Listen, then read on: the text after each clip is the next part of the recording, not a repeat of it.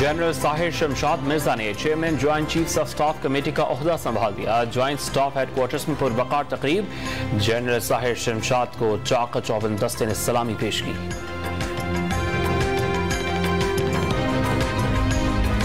FIA ने chairman senate Sadiq Sanjrani को आजम स्वाति की गिरफ्तारी से बाज़ाब्ता आगाह कर दिया। सेनेट कमेटी बराए दाखिला ने गिरफ्तारी का नोटिस दे दिया। DG FIA की कल तलबी।